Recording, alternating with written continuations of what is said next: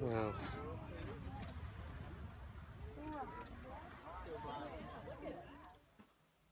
Hey, today thought I'd do a quick unboxing. I don't know how quick it'll be. Just back from a vacation. I was in Yellowstone for a week with a day of travel at either end. So I got home a little after midnight on Saturday. Still adjusting again back to time, hence the bags. Uh, but it was a good trip, and I like to use vacations as kind of a reset. Um, I recently had all my kids, my youngest go off to college, so for the first time in 23 years, there's no kids in the house.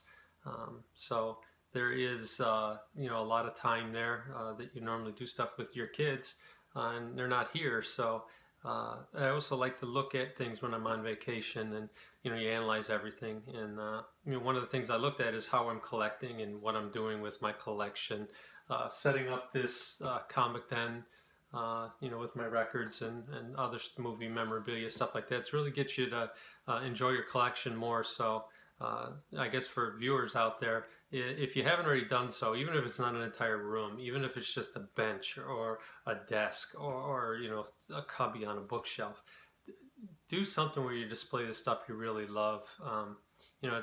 Comic books are, I have a lot of reference materials, that I like to go back to and look at. Or, maybe if you're into those weird Funko Pop dolls, I guess. I don't like them, but some people love them. So I think whatever makes you happy, and I think that's the gist of what a lot of guys I've watched recently in videos in this community talk about is collecting for you. Don't collect to buy a book just so you can show it off in a video, or buy a book just to tell your buddies about it. Collect for what makes you happy and what you want. I have a 2017 list, and I think I got 2 books left on it. And I thought about that too a lot, and those are great books that I want to get. But if I don't get them, it's not the end of the world. They'll just become 1 and 2, I guess, on 2018. But I've been selling a lot on eBay, and I think I'd really like to go after some of the big books that I want to get. Avengers 4 obviously is one of my favorites. It's Captain America. I'd love to get that. But I want to get it at a decent price. With the movies coming out, it's really skyrocketed. I haven't really checked, charted it to see if it's come down since the movies. I'm sure that's something Nick and some of the others could help me out with. But what I thought I'd do is, instead of boring everyone with a razor knife and packing and all that, I unboxed everything. A lot of the stuff I'm going to show is either from a local comic shop. I'm lucky, very fortunate. I have about 7 in my area, so I pop in and out of them all the time just to talk to the guys and see how they're doing and what's going on with it. And a lot of times you find some really neat stuff. And some of it's from eBay, of course. But first up, I don't know if you haven't watched my video on my Marvel value stamp book. It's on my videos on this channel, so go back and check that out. But I was able to get the 5 missing stamps out of that book. So these are the unfortunate souls that are going to be sacrificed for the greater good, I guess. So I got a Man-Thing 14, pretty cool. Marvel Spotlight 19, Son of Satan, that's another stamp. And I'm going to do a video on actually clipping these, so if you have a weak stomach for that kind of thing, don't watch as these comics get butchered. Sergeant Fury 119, I don't think there'll be too many people sad to see this one get clipped. 13, Cull, and this one's kind of sad in a way, but it's the only one I found that had the stamp, but this one's in beautiful shape. It's probably a 9.4 all day, but it's got to go. And then this one's the one that's going to torture me. In one of my very first videos, I talked about my grandmother buying books for me and my brother, and one of the original ones that he got, I don't think I referenced in there, but I remembered it later, and unfortunately it's one of the ones that I found that has to be clipped.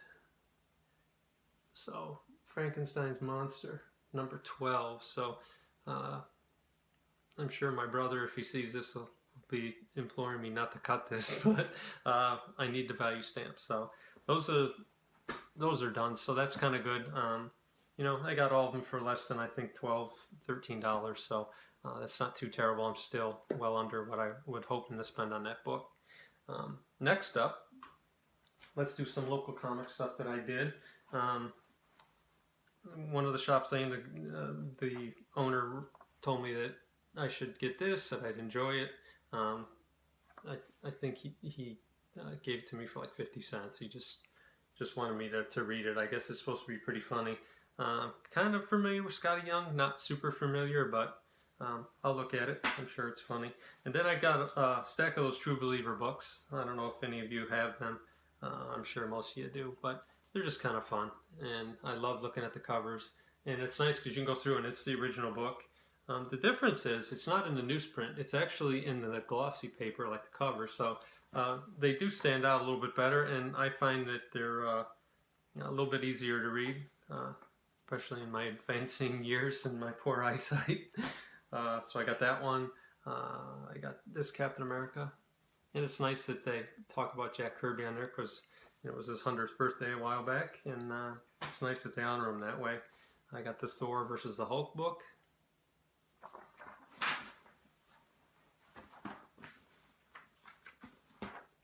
This one's fun to look at, the Groot book. I like his appearance in the Hulk Annual much better. That's one of my all-time favorite Bronze Age books. I think it's like a perfect example of the Bronze Age. And then I got Amazing Fantasy 15. I didn't realize till recently that there was a Ditko cover to that, that they chose the Jack Kirby one, but that's, you know, surprising. I didn't realize that till fairly recently. X-Men #1. These are just fun to have, and they're cheap, so you can just pick them up and giant size X-Men one. And you know it's great because they're word for word, they're the exact comic without any ads, so you can blitz through them pretty neat, pretty quick. And then Spider-Man 1. That's all I got for those. They're just fun to have them laying around. Next, there's a guy on eBay, or a seller, I don't know, it's probably a group of people, and I guess they buy out old bookstores or things like that, so they blitz out Marvel and DC graphic novels, omnibuses, stuff like that. So I go on that site a lot, pretty cheap. And this is a series of books that I have on my shelf back there, and I've talked about it a few times. It's the Marvel Official Index, and it's kind of like a compilation. So I believe these came out as a series, but these are the books that they're kind of like encyclopedias.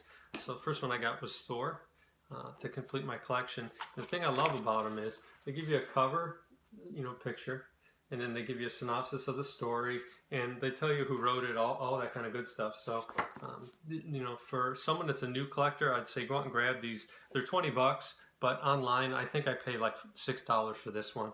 And if you get enough of them, shipping gets pretty well offset. So, it isn't just that vendor. I'm sure you can find these just about anywhere. But I'd highly recommend those.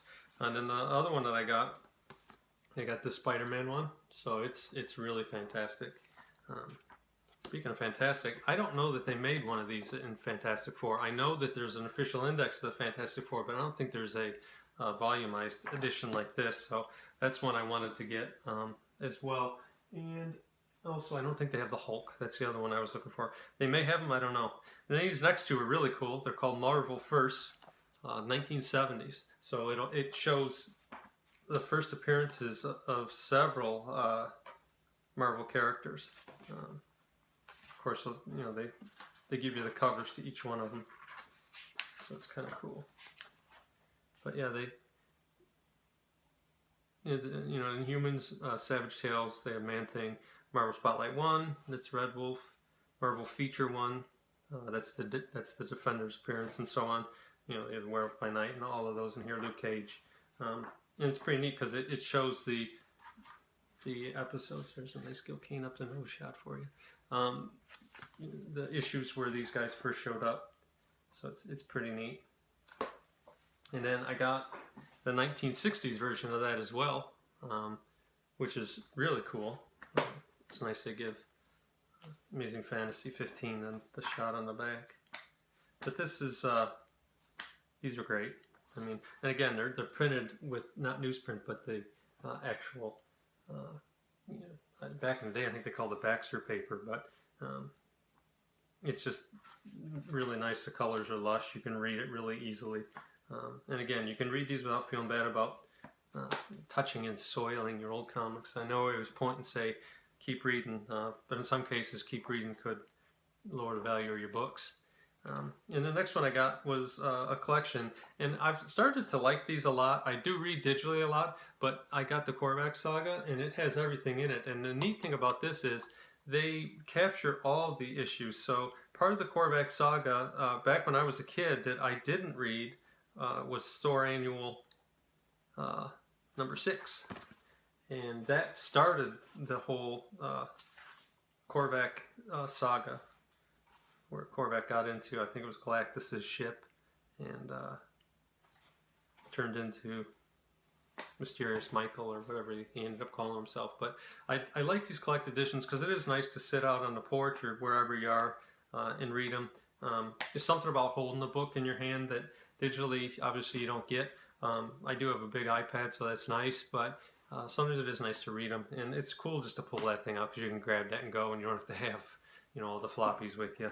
And then the last one I got is really neat. I don't have all these, so instead of waiting so I could read it, you know, these individually when I buy the individual issues, I grabbed this because this one's normally, I think, 125, 130 bucks.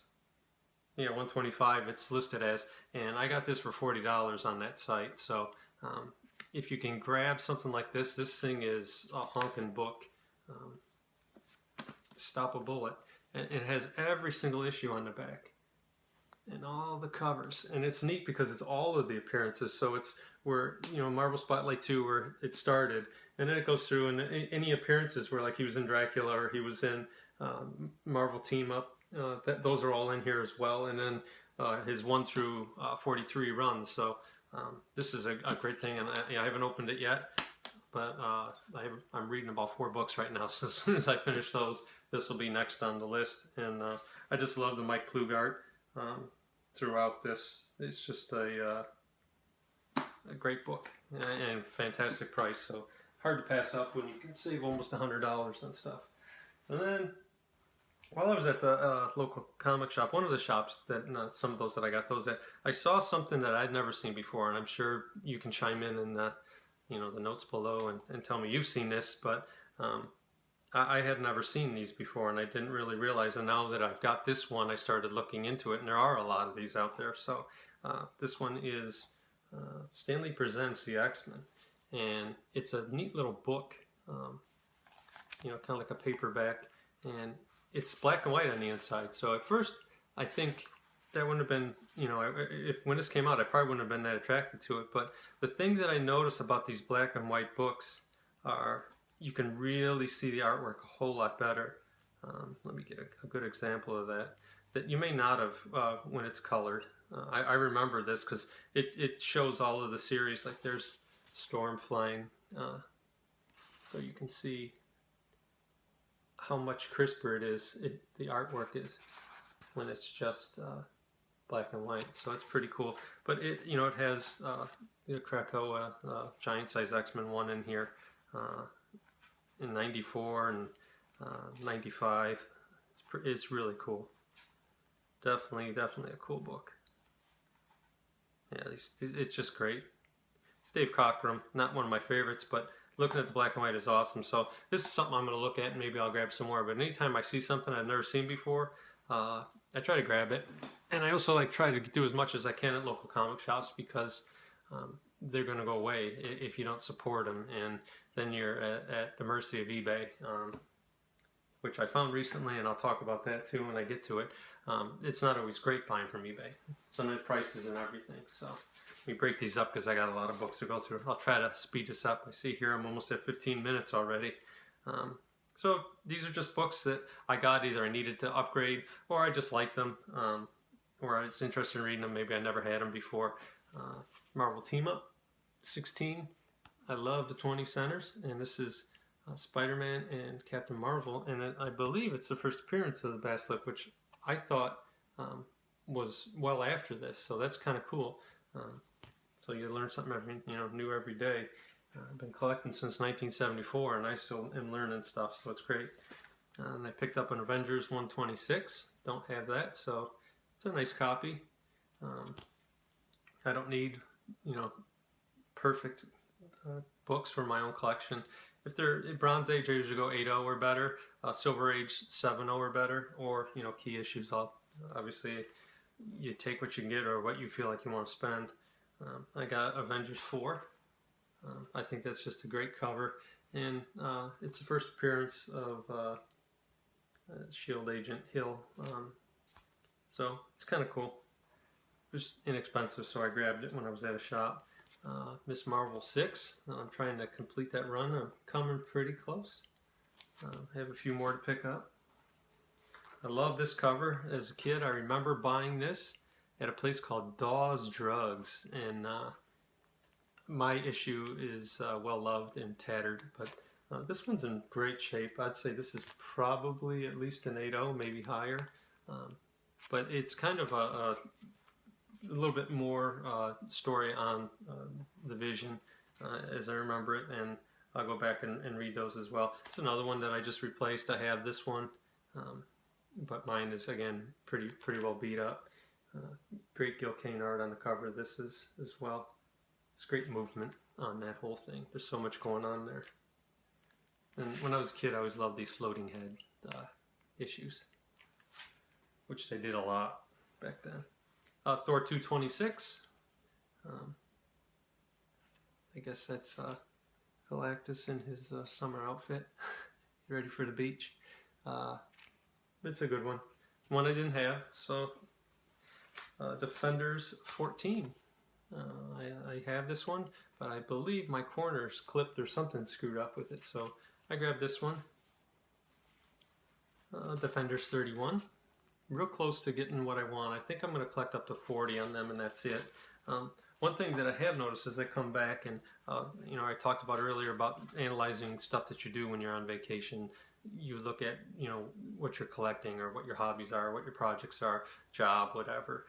Comic books was one of mine, and I got to realizing that I used to be a completist. I had to have one through whatever, and it didn't matter if I even liked it. I just had to have it. And I know there are a lot of collectors out there like that, and I feel sorry for you because I was one of them. And you end up buying a lot of stuff and accumulating a lot of stuff that you don't really care about, and it just becomes a number thing. It's been a lot more rewarding for me to do maybe runs of books that I really enjoy, either the cover, the story, or both. And Defenders is definitely one of those. For the Bronze Age for me, it's hard to imagine a Bronze Age without Defenders, but I am going to stop myself at 40 because I remember a little bit after 40 they're not very good. So I pretty much have that complete run now. I think I might be, I don't know, I think I may have them all. I got to go through and check them off. So there's Defenders 34. It's kind of neat. Jack Kirby kind of came back and was doing covers during this time, so it was one of my favorite eras. 25 center, so and then I got 35. I have all these, but they were my original ones, and they traveled with me everywhere, and I wasn't real kind to them. They got taken in tree forts and on sand piles and back by the water when I was fishing, so they are not in the best of condition, but these ones are gorgeous. They're pretty much flawless books. So, and I picked them up at a decent price. These ones weren't even bagged. The local collector or comic shop just picked these up. So I went through the box and I pulled these out, and I think he just wanted a couple bucks for them. So I grabbed those all day. That's number 37. So I think I might have the full run now. Yep, here's 38. I might be missing 39, I think. Maybe that's popping up again, and it's when they had Luke Cage in there. Pretty cool. This one's neat. I just love these old covers. That's Fear number 2. It's in nice shape. A little bit of a roll on it. I can do something with that though. I can get that out pretty easy. It's a square bound. Just a great book. And then these I remember as a kid. I remember looking at them, or you'd see them in ads. The next one I'll show you, I really remember in ads a lot, but they're just great covers. It's Adventure into Fear, which I think was Fear, and then turned into Adventure into Fear because the numbering stayed the same. But this is number 22. Just great, great deep colors. Look at that deep green on there. It's really nice. I don't know what she's thinking. Which way is this going to be worse? Having these cat demon killer or having Morbius drainer blood? But this is the cover I remember. This was in an ad, and it was on every book that I read back at that time. So, still chasing Amazing Spider-Man 101. And I'll get it. I just don't want to overpay for it because being a bargain shopper, it affects my ability to enjoy something if I overpay for it. And then I picked up a Daredevil 115. I have this. This one is flawless. It's a 9.4 all day. And some collectors view this as the first actual appearance of Wolverine because there's an ad in it. And it was this issue, Daredevil 115 and Thor 229, which came out a few weeks afterward. But those had the ad for Hulk 181 and then introducing Wolverine. And I remember as a kid, there's 2 pictures of Wolverine on there, and I didn't have those issues, so I always thought that there was 2 guys that were named Wolverine, and I didn't realize till later when X-Men 94 and so on came out that it was just the one guy. But and then I picked this one up. I had mentioned in earlier videos about my sister borrowing my Archie comics and some of my Wonder Woman, things like that, and got roughed up. She did have one comic that wasn't like that, and it was this exact issue, Thor 237, and she would let me borrow it and read it, and I didn't have it, so it was really cool. So I'll have to show her this and see if she remembers that she owned this at one time. But I just love it. It's a great Gil Kane cover, and look at the way he's mashing them into the side of that bus. It's just great. Great, great stuff. People in the background. He was always so good about his backgrounds too. He used the entire cover, so you would get. He really had a way of capturing the small details too in the back. If you look at the reaction on this guy's face, he's just terrified of watching what's going on in front of him. Really cool. And then one of the things I talked about was buying on eBay, and I bought this book because I needed it. Mine was well loved and beat up, but over half of the page was missing out of one of these because someone mailed in the subscription service back then, so you'd clip it and fill it out and mail it in. There was no clicking online. So I messaged the sender, and he hasn't replied back yet, but we'll see what happens. Then I grabbed 235. It's a nice, beautiful white copy. And again, a beautiful Gil Kane cover. Just great artwork. Nice and white too. And the last 2 are ones I picked up at a local comic shop. I did a trade. I boxed up all my copper stuff and things I didn't want. Runs, like I talked about before, being a completist, I had a lot of books that I didn't really care about. So I've been trading those in to this one shop in particular, and he used them for his back stock. So it works out for everybody. And I've been using those to get Silver Age, like this beauty right here. Daredevil 23 with Gladiator in it. So I love the old Gladiator books. Just a cool character, I think. Just fun to look at. I didn't have that copy, and it was great looking through it and seeing how kind of silly some of the Silver Age stuff is, but still great. And the last one I got was Avengers 12, which I'm real happy to have. Great Jack Kirby cover. I'd say 7.0. It's got some chipping. Inside pages aren't too awful. Pretty nice. But I'm very happy to have it. And it's just a great book. And again, set yourself up a comic area. It doesn't have to be huge. Just somewhere, something. And then I guess in closing, Len Wein passed yesterday.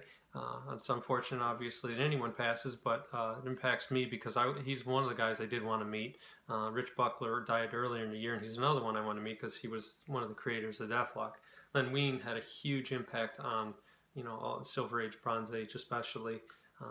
And a friend of mine reminded me of a story that he heard at a con recently. Jim Shooter was a speaker, and he talked about one late night where they were in the bullpen, and him and Len Wein got to be goofing around, and they started wrestling, and it got so rigorous that they kind of fell and tumbled over a couch, and they almost knocked Stan Lee down. So that kind of made me smile when I thought about that. So It just seemed like he was a really cool guy. I loved reading interviews about him, and again, it's unfortunate, but I guess this happens.